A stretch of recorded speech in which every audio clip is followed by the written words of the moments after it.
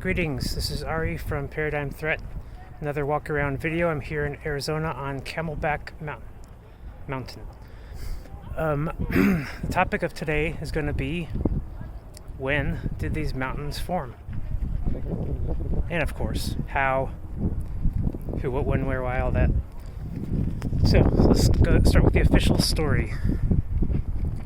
The Camelback Mountains formed between 20 million and 1.6 billion years ago. These two dates are given because this mountain looks like this, red rocks with holes and trending patterns. And over there you see another mountain which doesn't look anything like this one. And if you've visited the Phoenix area, if you've hiked a lot, you know that nothing is like Camelback. It is completely unique. The types of rocks and the patterns we find are only found a few other places here in Arizona, and that's it. You don't see this much anywhere else in the world. So, official story, 20 million years ago, 1.6 billion years ago, to account for the two different types of mountains that formed in this region. And the story is that everything you see here is a volcanic rock formation from an ancient volcano that was underground. And everything you see there, the normal looking mountains, are from apparent thrust faults. All of this was underneath an ocean, an ancient ocean, which wore away at the land level, bringing it down to this level, and then stopping for some reason, and leaving behind what is known as the valley. If you've been to Arizona, we live in the valley here in Phoenix. The valley is surrounded by mountain regions, but in the middle it's all flat, very flat. And so there is no real accounting for these discrepancies in the official chronology of Earth. They are actually called non-conformity something. I'm going to look it up and I'm going to get the right word for you. Unconformity. I got it. These are known as unconformities in history because they really can't explain why this would happen only here. So, let's look at some clues here. We got a lot of holes, right? A lot of holes in this rock and formations that have patterns across them that are parallel. There's a rock right there you can see parallel patterns. Over here you can see trending vertical and trending horizontal repeating patterns. Almost like the whole rock split in different directions all at once. So maybe that's what happened. Maybe what we're seeing is fusing of rock. Maybe rock, when it gets molten state, they said it was a volcano, right? When this rock becomes molten state, it will move around and it will be influenced by negative and positive and vertical and horizontal influences. At which point, the event ends, whatever that event was, and these rocks cool. They freeze into place. But so much heat is trapped in them, like in a kiln process. And if you trap air bubbles, then those bubbles will crack the rock and form little air bubble holes. Furthermore, if the entire rock cools at uneven speeds, it will form vertical, horizontal lines all the way across the rock in patterns that really cannot be explained by anything else. Certainly not by a volcanic eruption. Because as we see in volcanic lava, the lava is pretty conform. It's pretty much the same rock throughout the flow. So this can only be explained by a sudden, extremely hot event in our past. And the other people who would agree with me here are the Electric Universe people. electricuniverse.info, who have gone to these regions and said that they believe that these formations are the result of lightning scars at very rapid and intense moments in our history. Not slow and uniformitarian at all, but very fast and very sudden. And the only place where I really disagree with them, because I totally agree with them, is that I believe these events happened much more recently in human history, namely in the 1812 reset, right after the Napoleonic Wars, or rather I should say the way that the Napoleonic Wars were won. These regions, if you look at the map, were owned by the French, by their armies, and they're coming into America and they're ruining everything that the British had set up, if they even existed back then. But then suddenly the French lost, and they disappeared, and they went away. And they sold Louisiana, 1/3 of America, and disappeared.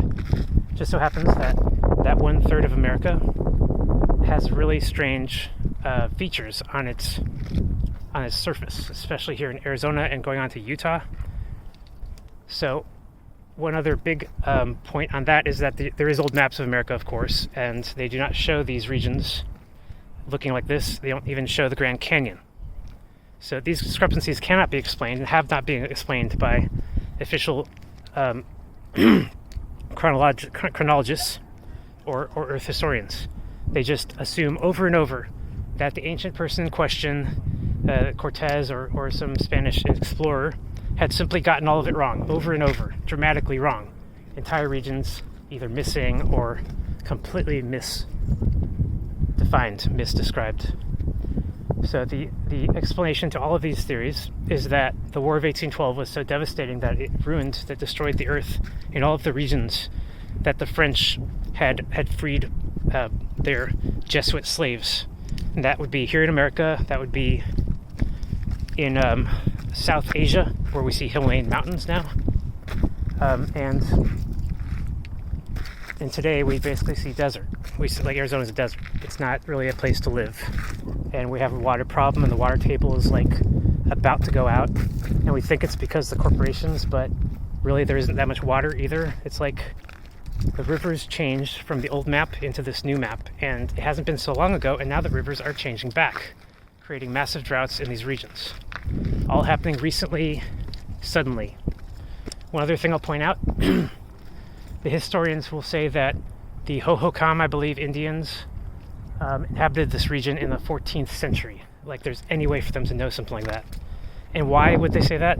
Because they found a cave at the other side of this mountain, a cave at the top of the mountain. But who would spend their days going up and down a mountain to live? You know, to get the water, to get the food. People didn't live near mountains, they lived near rivers. And one cave, that's not enough proof by a long shot. These areas should have all kinds of other signs that life has been here since the 14th century CE. That's a long time, over 600 years. And we don't see that. So instead we see pretty much a new land. Arizona's a new land. And there's a reason Arizona was founded in 1901, because there wasn't any other cities here before that.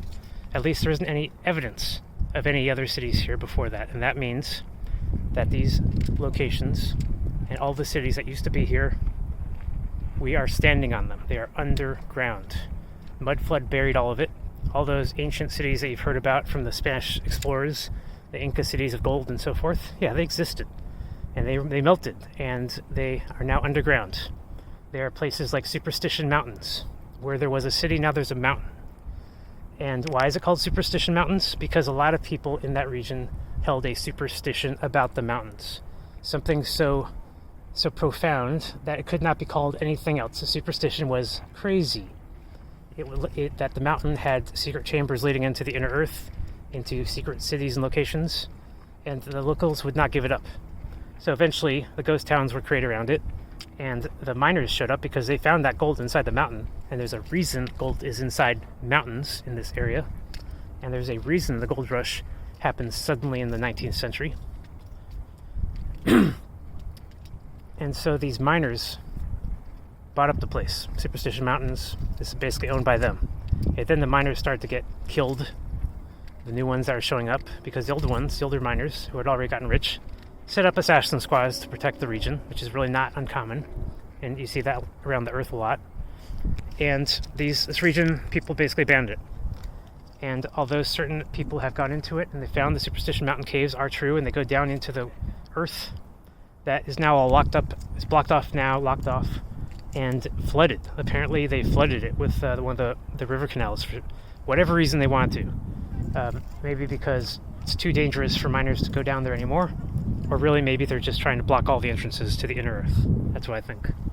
So Arizona is full of mystery, unsolved mysteries, and full of people that kind of run this place that don't want to hear anything about how their ancestors, might have been part of a huge hoax on humanity.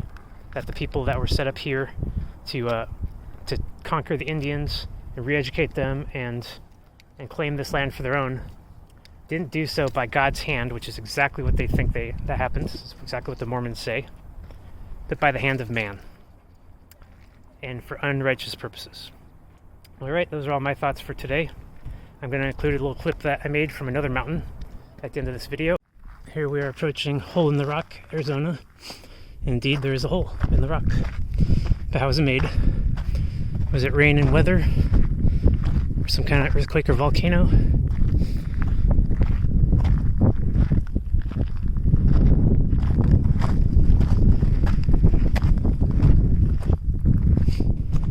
The arch seems to be the only clue we have. What could possibly cause an arch shape? We see this throughout Utah. And we see this in plasma. Arches.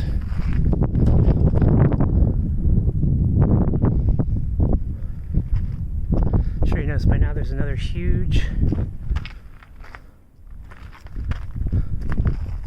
thermal shock fracture going from the top to the bottom, right next to the hole. Here we see a perfect example at Hole in the Rock, Arizona, of thermal shock and fracture. This is something that occurs in ceramics. It's when the kiln is heating up a pot and the pot starts to crack or fracture.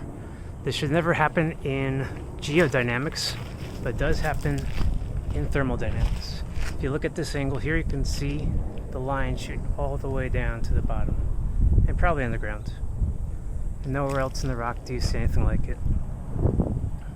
So this is an example of thermal shock and fracture, exactly the same as in a ceramics class. And something heated this rock up and then rapidly cooled it off to cause this exact kind of fracture to occur.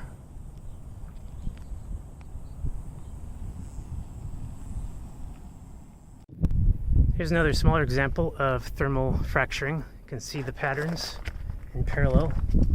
Small cracks in parallel and then one big giant crack, which also appears in parallel. There's a better example over here. You can see the cracks are going in two different directions. And this side of the rock seems to be almost sheared, as if machinery hit it, but we know that's not what happened. This is thermal shock and fracture caused by extreme heating up of the rock and then extreme cooling rapidly. If you don't agree, then find a better explanation. Look at these little shards here, all in parallel. Beautiful.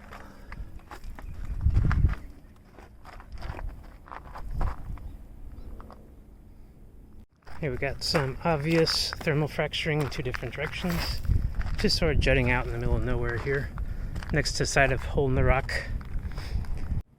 Here's another angle of the top to bottom thermal fracture, right in the middle of Hole in the Rock, Arizona.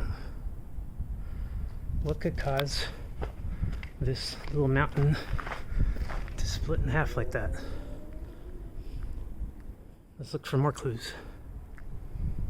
Now we're in the hole, and there's a lot of wind. It's very nice up here. Got some vertical lines going. More interestingly, we got a thermal shock fracture that goes all the way through, all the way up and around and under and back up, straight through the entire mountain. What could have caused that?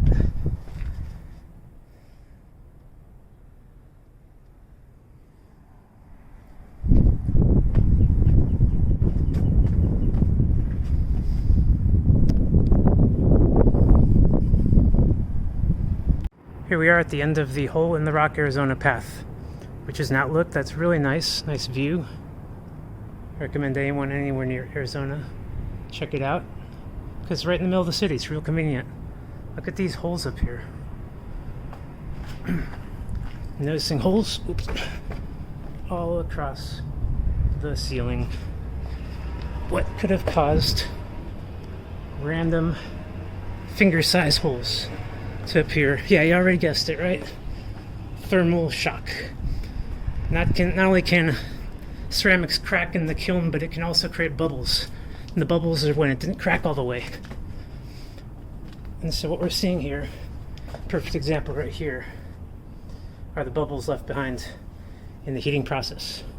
Tucked away inside the cave, where the cooling was more rapid, and the cracking was unlikely.